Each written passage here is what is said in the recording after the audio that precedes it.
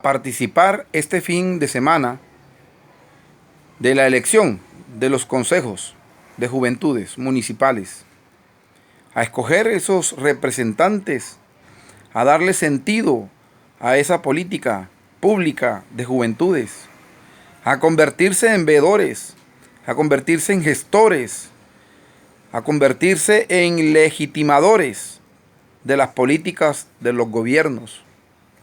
Tenemos y comparto con ustedes una concepción positiva del gobierno. No creo en la anarquía.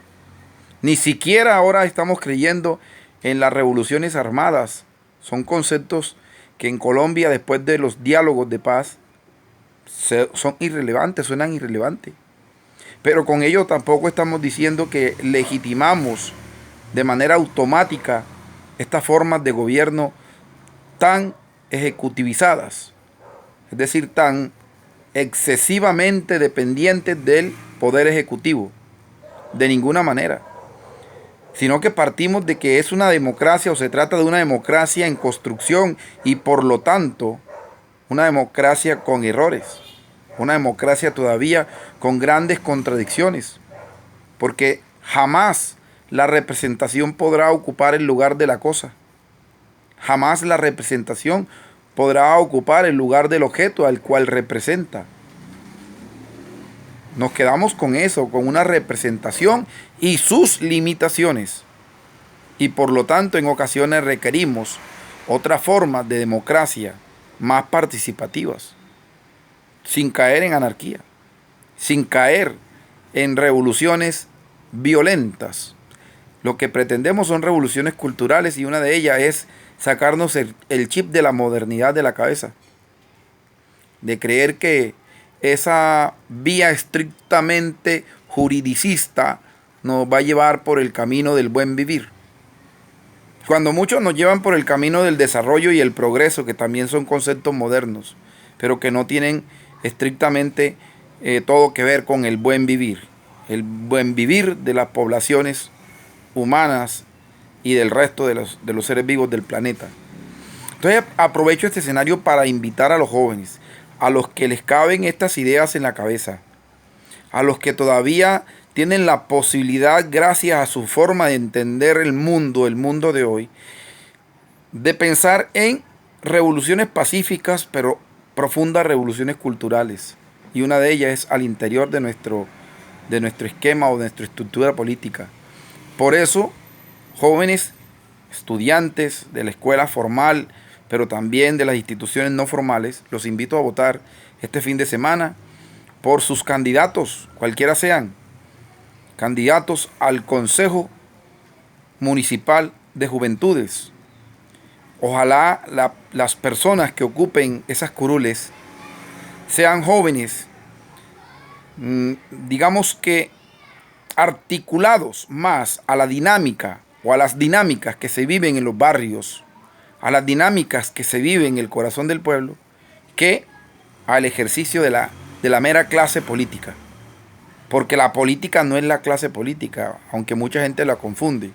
Creen que todas estas personas que viven y medran de la teta pública, permanentemente me refiero, los que lo hacen permanentemente, que van saltando de administración en administración, de partido en partido, de candidato en candidato, pero que no pueden despegarse de la teta pública, los confunden con la política. Incluso hasta los confunden con lo político. No, ni una cosa ni la otra. Ellos son la clase política, una élite al interior de nuestra sociedad que aprendió una serie de artimañas para atornillarse en el poder. Incluso una de esas técnicas, de esas artimañas, es la cooptación de las personas al interior del pueblo. A veces sacan un maestro del gremio del maestro y lo llevan al poder con la excusa de que representa el gremio de los maestros porque es maestro. Pero es que no se representa a los maestros por ser maestro. Para representar a los maestros hay que pensar como maestro, hay que actuar como maestro, hay que defender los intereses de los maestros. No es el título quien te hace maestro. Eso es como si eligiéramos a una persona de color negro como representante de las negritudes, pero es que él piensa como blanco, piensa como bogotano, por ejemplo, piensa como alguien que fue criado en el interior del país, allá en la rancia clase alta bogotana. Puede tener la piel negra, pero no representa el pensamiento afroamericano. No representa el pensamiento afro. Su cosmogonía, su cosmovisión no es la misma. Y podemos elegir a una mujer que tenga falda incluso, y puede que no sea tampoco la representante de las mujeres. Entonces las mujeres tampoco se pueden equivocar pensando en que para tener representante en el poder basta con que elijan a una mujer, porque si eligen a una mujer machista, ahí jamás habrá representante de la mujer. Habrá una mujer representando al esposo, como tenemos el Senado lleno de esposas de hombres condenados por diferentes motivos, y luego su esposa llega a ocupar una curul con el pretexto de que representa a las mujeres. Eso es uno de los errores, de las trampas que utiliza la clase, la élite política para perpetuarse en el poder. Le hace creer al pueblo que saca del pueblo algunos elementos para que el pueblo gobierne. Pero resulta que ese elemento que se sacó del pueblo fue cooptado. Cooptado. Es decir, arrancado del pueblo, pero por la clase élite, por la élite política, quien lo pone ahí para de esa manera seguir mandando, seguir gobernando. Las grandes familias que han manejado este país desde que éramos colonia, estrictamente colonia española, porque en realidad todavía dependemos mucho de ese gobierno.